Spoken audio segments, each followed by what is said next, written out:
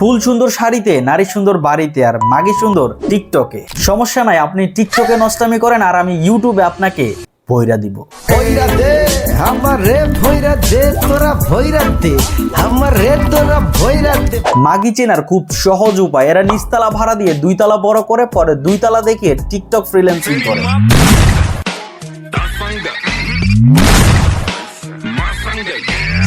আর এদের বুকের রস দেখলে আপনার সোনার রস বের হয়ে যাবে। বেঞ্চো তুই নতুন প্যান্ট দে, বুঝলে বুঝপাতা না বুঝলে। চেহারা নাই সুরত, কথার নাই ঢক, অথচ নিয়মিত করে টিকটক। কখনো বা রিক্সায়, কখনো বা গাড়িতে, আবার কখনো বা হোটেলে। তাই তো বলি মাগি, তুমি 16 প্রো ম্যাক্স কোথায় পেলে?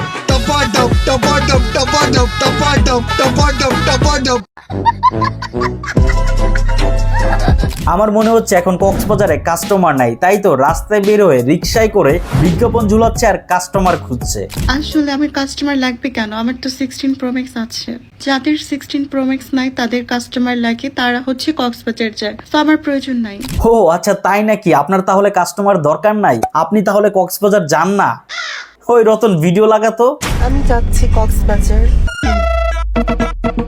जॉनी जॉनी तूने पी है?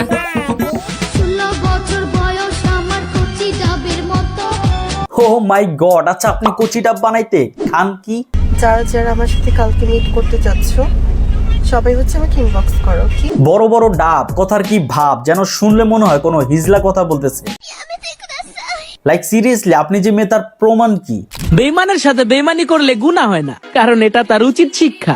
আর মাগিদেরকেও ভালো মতো ম্যাগি মশলা লাগিয়ে বেশি বেশি করে মরিচ দিয়ে রোস্ট করলেও গুনাহ হয় না, এটা তারও উচিত শিক্ষা। প্লিজ আমাকে ক্ষমা করে দাও প্লিজ।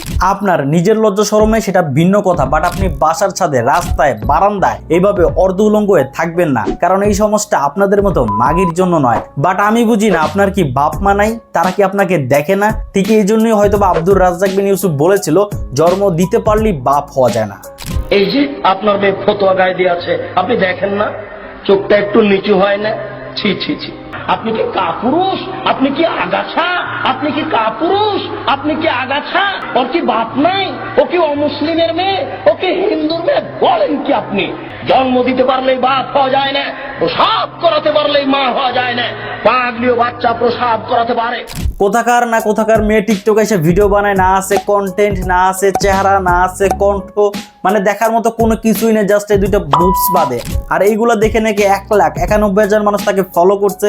মানে কি বলবো, মাথার চোখ তখন কি লজ্জা শরম না এইগুলার ফলো করস? ये सब क्या देखना पड़ रहा है? अच्छा है मैं अंधा हूँ। কি ভাইয়া ফেসটা চিনা চিনা লাগে?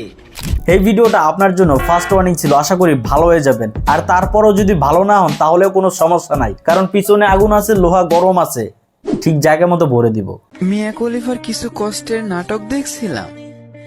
হাই রে চিল্লানি কার কয় ভাই। যারা নগ্ন হয়ে চলে, যারা ফতোয়া গায়ে দেয়, যারা ছোট ব্লাউজ পরে, যারা মাথার চুলকে ছোট করে খাটো করে, যারা জিন্স কাপড়ের প্যান্ট পরে গেঞ্জি গায়ে দিয়ে উলঙ্গ হয়ে জাতির সামনে ঘুরে, এরা শিক্ষিতা নয়। আল্লাহ তাদেরকে বলছেন এরা বন্য, এরা বর্বর, এরা অসভ্য, এরা অশিক্ষিতা।